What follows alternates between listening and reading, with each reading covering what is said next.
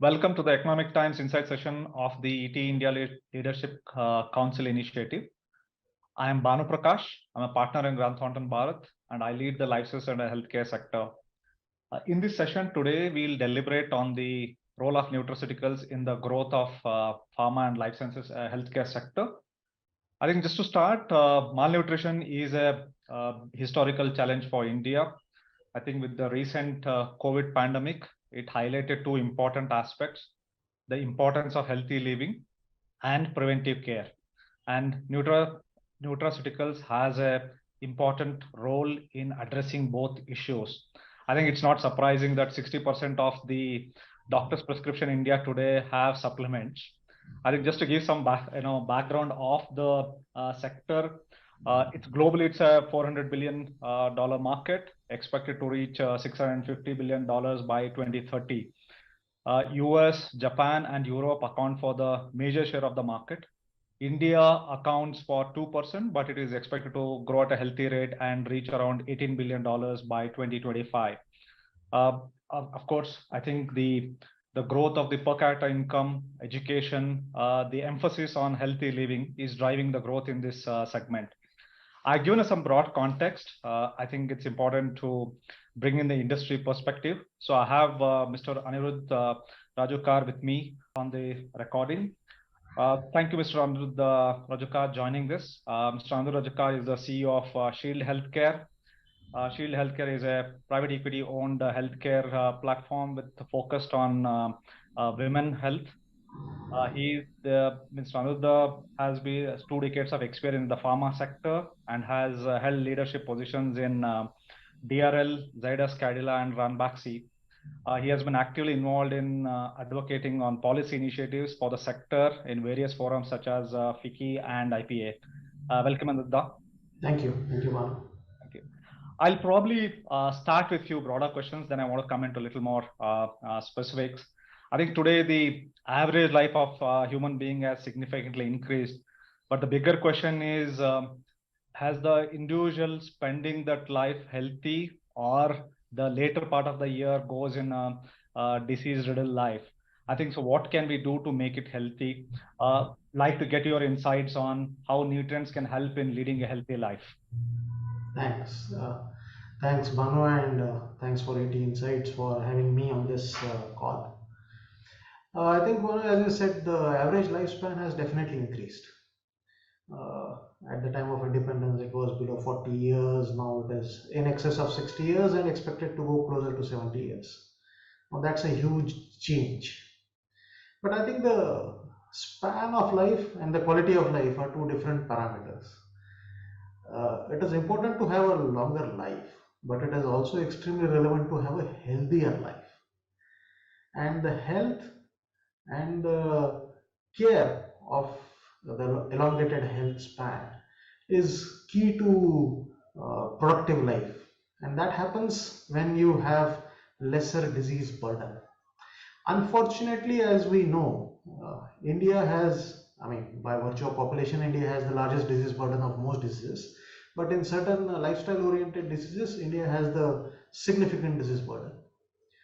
And if we have to manage such large populations with significant disease burdens, I don't think only pharmaceutical ingredients, only medicine, only tertiary care, healthcare setups would help us to navigate this challenge. And I'm sure government is also aware of that. So the later stage diseases of non-communicable diseases have been on the radar of the government for improvement. So if you have to fight this battle, nutraceuticals and nutrient status of an individual becomes extremely important, because it can not only lead to a healthier lifespan, but also helps in managing the disease, pre-existing disease better. Just for an example, the typical diseases of the old age are what? Hypertension and diabetes. We have the diabetes capital, we are close to being hypertensive capital, and so on and so forth. So if that's the case, I think you said 60% of doctor prescriptions have nutraceuticals. What's the best thing to reduce the diabetes burden? The best thing to reduce the progression of the disease and management of diabetes in a healthier way is managing your nutrition well. Why managing your nutrition? If there are any deficiencies of key ingredient, the nutraceutical supplements do manage the disease well. And we know by experience, by study, by clinical evidence, we know various ingredients. Vitamin E has established role in hypertension management. Vitamin D has established role in various osteoporosis situations. Calcium supplementations for women in menopause. I can go on and on and on. But principally, as the age grows up, I think the nutrition deficiency and lifestyle both become critical. So if we have to manage the growing population and the disease burden of growing population, I think the role of nutrition and support of nutraceutical is the key for managing at the scale at which we face these challenges. Thanks, Aniruddha. I think that's pretty insightful. I think you are focused on women health, so I thought, okay, let me pick something around that. Today, I think 73% of the Indians are deficient in proteins. And if you really look at that, so there's a greater emphasis on mother and child nutrition. My mother and child nutrition deficiency is a big challenge in India, right? Government and private sector has led many initiatives. Be it Grant Thornton has partnered with many large private sector players to utilize their CSR funds in addressing this issue, helping in upgrading the Anganwadis. But of course, there's a lot more to be done. So from your experience, what do you believe are the key challenges for mother and child nutrition deficiency, and how pharmaceutical sector or the nutraceutical sector can address this challenge? I think you have picked up a very important challenge. I think infant mortality gets tracked at WHO level, death during pregnancy and delivery gets tracked at WHO level, and those two indices have been driving the government programs for quite long now. The initiatives like Janani, like pregnancy kits at the time of delivery being handed over in certain states, including one which I stay in, has been the attempt at government.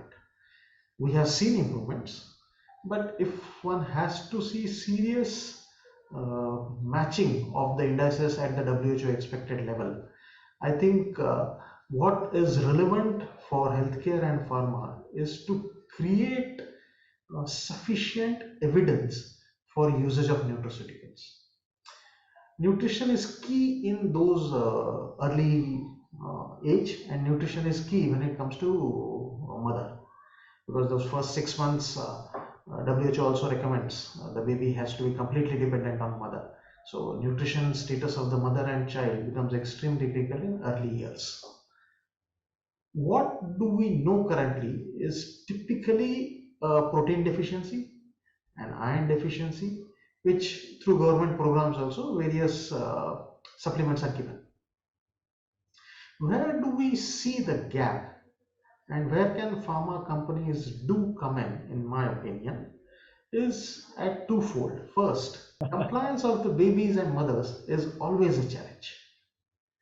And if there is any sector which knows the technology and has the knowledge of these conditions, it's the pharma industry. They know, as a pharma industry person, we know what is the deficiency, we know what will solve that challenge. What we possibly need to do is to figure out how can we help solve that challenge, whereby we can improve the compliance. There are attempts. This is a technology and development area. There are attempts on development of various formulations. You would find gummies on the market now. You will find biscuits of protein on the market now. Those are, I think, towards the private channel. But some import of those things in a government setup will definitely improve the compliance. And second, I do believe is the use of technology. If mobile phone is available with the mother, which is mostly the case, how can we improve the adherence? And this is well understood by the industry when it comes to disease management at a longer duration. So pharma industry can definitely play a role in improving the patient adherence, improving the technology of the delivery, rather than giving an iron tablet, which is very difficult and very sticky to consume, you can offer something which is more easier for the baby and also for the mother. And this is a typical role which the domain knowledge which the industry has can offer upfront to the government. And obviously industry has, as you said, a lot of initiatives on their own. Many companies who are present in women's health, in gynecology, are driving the initiatives of their own. Associations of doctors do continue to drive initiatives of their own. So these can be collaborative approaches from the public and the private side to ensure that these indices really change and mother's health and child health improves in the country. You sort of emphasize that nutraceuticals can address this issue. I think so. There is an opportunity in the market. So I'll come to a little more on the business side. Nutraceuticals saw significant growth during COVID. Just curious to understand, do you believe that growth has sustained? And what is your view on growth opportunities in this segment, and how you will see a growth in the near term and the long term? Well, I would say the pandemic and the couple of years of COVID have certainly made each one of us aware about the requirement to be healthy and to be nutritionally sufficient. I doubt anybody would not have consumed immune supplements or vitamin supplements of any nature during those 2 years. Yes, yeah. So, when 140 crore people consume something, obviously the growth is phenomenal.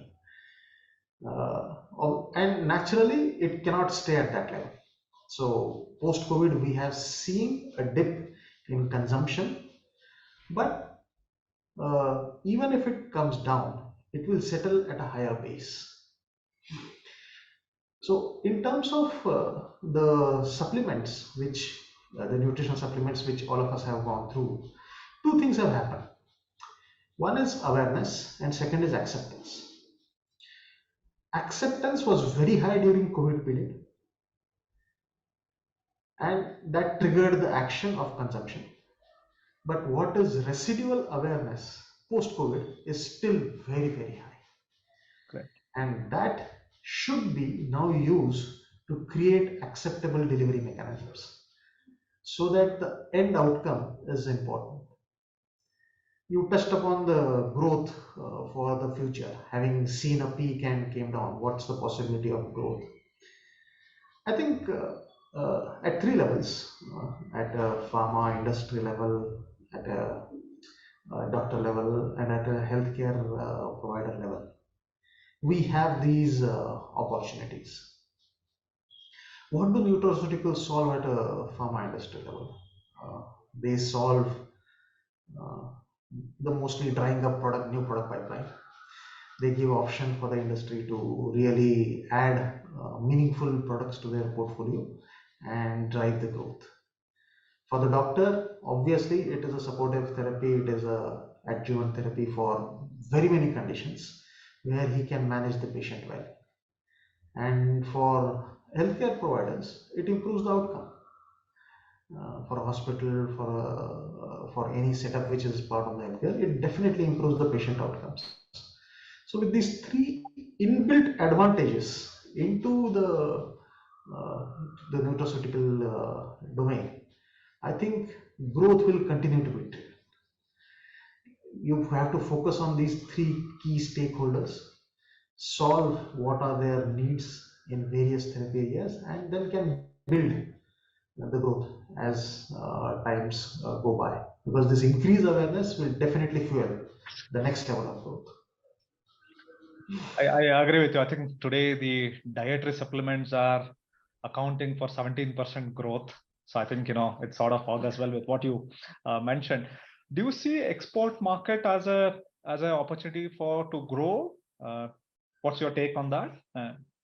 I think right at the start you mentioned India is one of the least with the highest population. So huge domestic market is the first answer. But I would say the template, if you create something in India, is very much possible to replicate.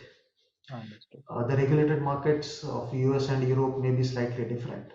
but the LATAM, the MENA countries, Middle East, North African countries, where this India template, the successful India template, can be replicated when it comes to nutritionals, nutraceuticals. So on an export level, I think driven by the success in India should be the way forward for capturing the rest of the world markets. When it comes to regulated and very developed US, Japan, Europe kind of situations, I think the template is slightly different, where you have to compete with current set of incumbents. But in many other markets, China is obviously at a completely different ballgame when it comes to either pharma or Nutra both. So I would say LATAM and MENA would be receivers of Indian template of success. Sounds good. So what I'm hearing is build on the domestic market, address the emerging markets, then move towards the developed markets and the regulated markets. Nutraceutical manufacturers, obviously in this growth journey, will look at various modes of expansion.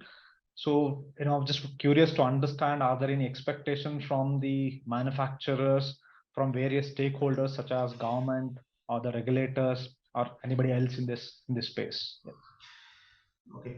The current lay of the land is slightly dispersed in terms of there is pharma industry playing in as a provider of nutraceuticals. There are these ingredient players which bring in the API equivalent, and there are these developmental setups which help to bridge the two. And many companies do this, many pharma companies do this in-house as well. So the need for each of this is different. I would say the ingredient sector would definitely look for an incentive in terms of manufacturing. PLI is in vogue in many sectors. A PLI in this will definitely help bring a lot of nutra manufacturing inside the country.